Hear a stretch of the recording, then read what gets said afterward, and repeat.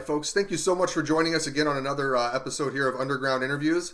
As you can see, this guy to your bottom left right here, Paul Ulibarri, that's who we're going to be interviewing today. We've got some awesome questions for him.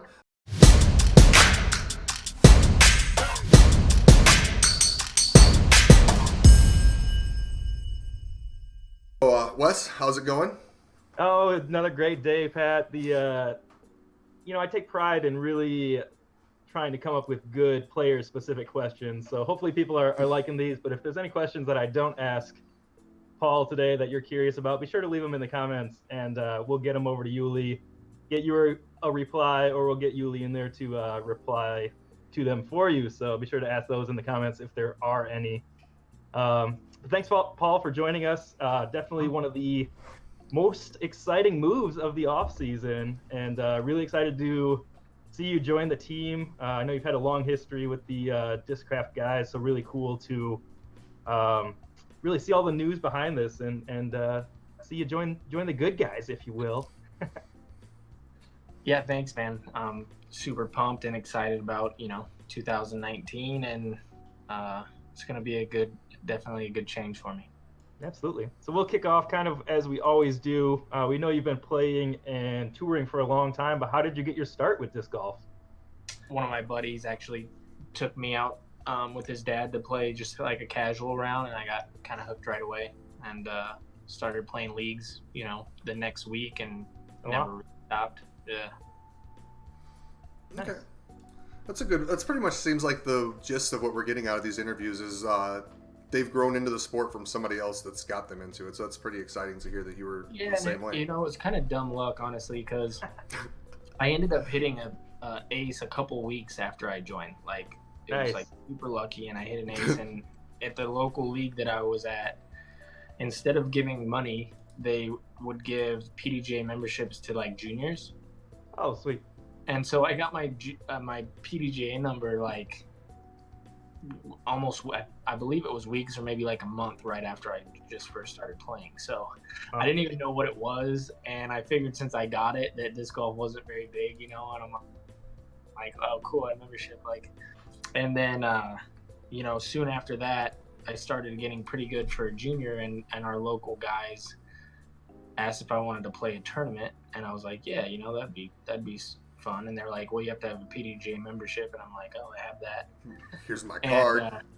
Yeah, exactly. And it was actually the Junior World Championships is what he was talking about. Oh my god.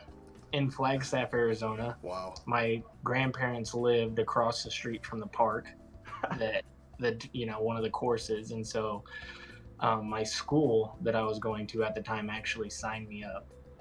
And so it was all this like really bizarre coincidences that I would actually, that I actually kept playing and actually got competitive. And then, my first ever PDGA tournament was a professional world championships for juniors, where I played with Paul Macbeth and Devin Owen in my first ever PDGA event. Wow, that's pretty exciting. So who do you think in that time influenced your play style the most? And then did you have any role models also? Yeah, it's a really good question, because I want to say there was a bunch of people who taught me how to play. Like I watched, my local players, and I came from a really, really, really small town, especially for disc golf. And there was 10 people maybe that played in our town, something like that. So I had to learn from them, early. And then as I progressed and got better and started playing tournaments, I'd watch people and things like that. And it's funny because I actually got good pretty quick. And so, I kind of fell into, like I said, the first PDGA event, and then I made a couple friends, and I really wanted to compete. And then the very next year, I won the Amateur World Championships in Tulsa, Oklahoma, and all of a sudden, I was a professional, and it just was like this super fast thing that happened. And so I was learning. I was self-taught for sure, but I was learning by sight pretty much. And then I went on tour in 2007. So it was like I picked up the game in 2005, won the Amateur World Championships in 2006, and then was touring in 2007, almost full time. So I was learning from the best players in the world. I was missing cash all the time my first year, and I didn't know. It was all, like I said, self-taught. I used to hop when I threw, and I had a really good sidearm and things like that. So over time, I've adapted a lot of different playing styles and changed my game up a bunch. So for me to narrow it down to a few people, I don't think I could do it. But I've definitely taken things from the best players in the world. I've learned stuff from Philberg. I've learned stuff from watching Nate Doss play, Will Schustrick, even Paul Macbeth, Ricky, things like that, just through the years. Nice. Well, we heard you talk about, I think it was with Terry Miller, weren't quite as confident maybe as Paul Macbeth was in his interview, saying, yeah, I could go out and play the World Championship tomorrow with my bag and be ready to slay. And, originally you thought you might have a little bit tougher time kind of finding a good full lineup for your bag. So, what's your bag kind of looking like a little bit? Are there any discs that have really surprised you in the lineup that, you didn't think would be as great as they are for you? Yeah, I think probably the biggest surprise was the Mantis. I love the Mantis. That disc is really good. I haven't had a disc like that in my bag ever. When I was with Innova, I didn't really throw fairway drivers backhand that much. I was throwing eagles and stuff, and that's probably the closest thing I could compare it to would be a longer eagle. When I was with Prodigy, they had a couple other discs that this is just going a little bit further and straighter, and it's a great addition for sure. So that's probably the biggest surprise. Still trying to figure out the fast drivers.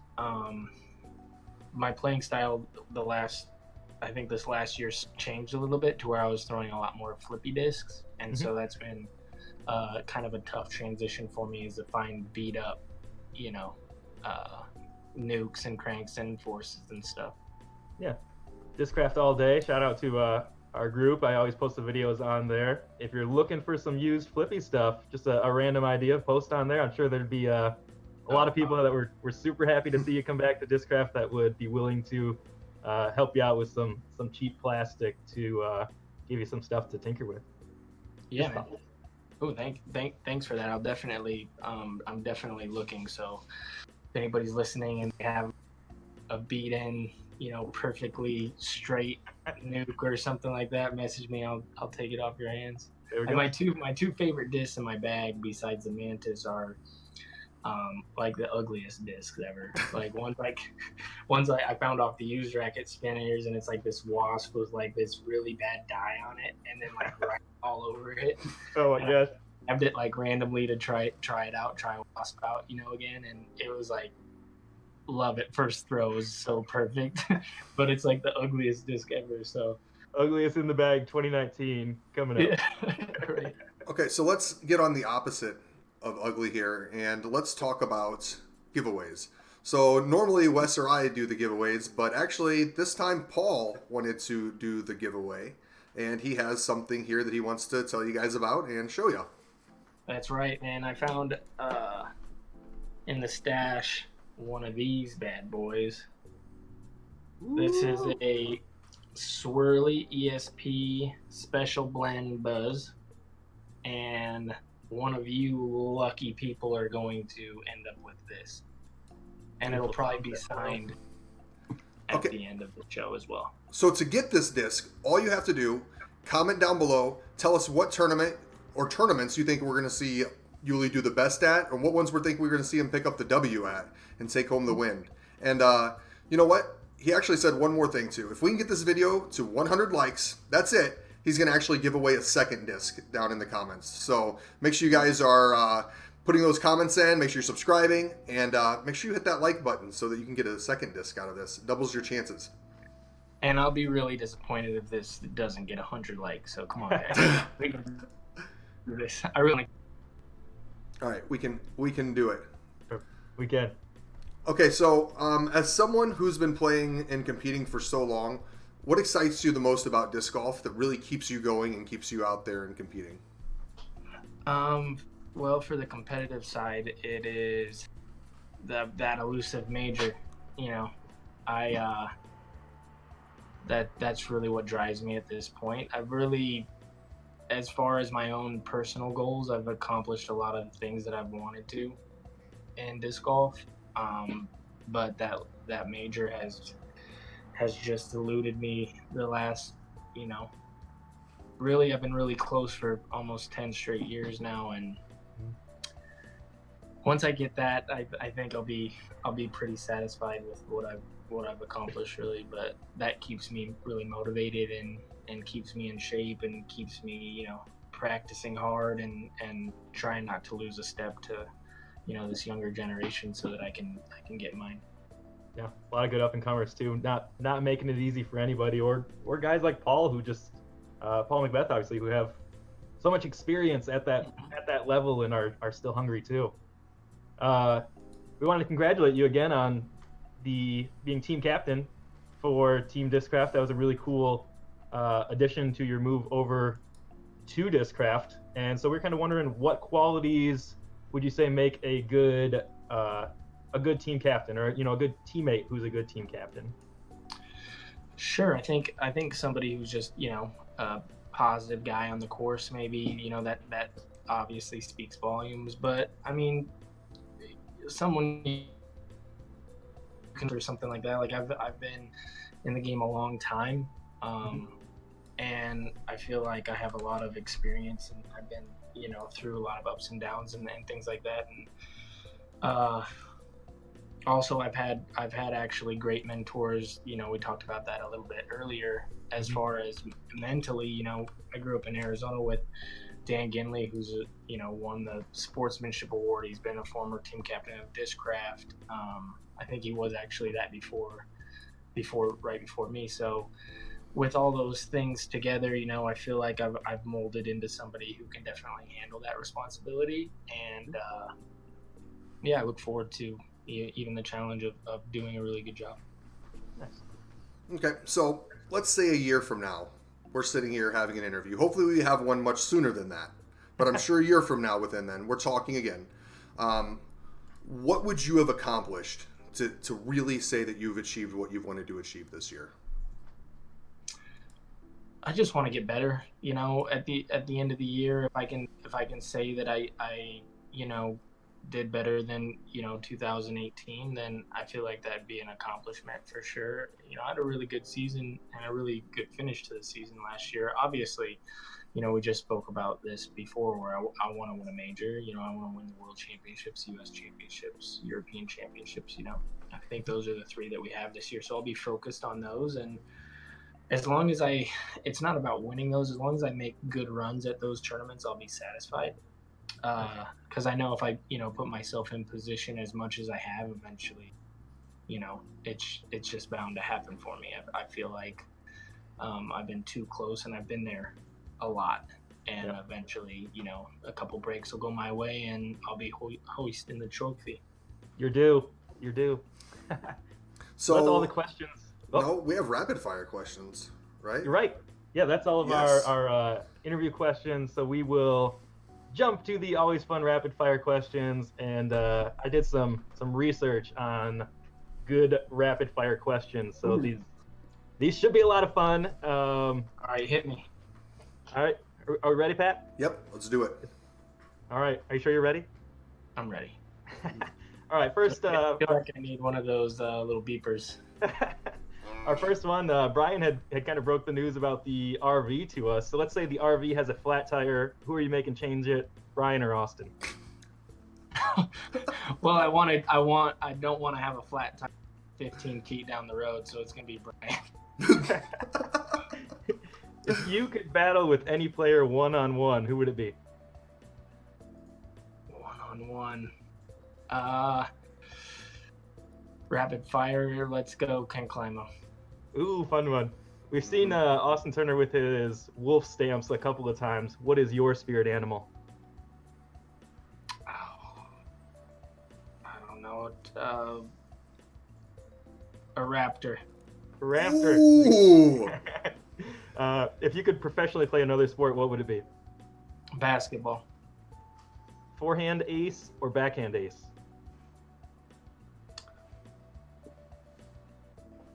Backhand. That one's a little bit ambiguous. Is more exciting? Would you rather have? So we know you're kind of a family man, so this is a fun one. Would you rather go out to a fancy seafood dinner or hot dogs, mac and cheese at home? Oh man, I don't like either of those. I don't like mac and cheese, and I definitely don't like seafood. Choose. Other. Choose. So all right, mac and cheese. All right. Favorite actor or actress?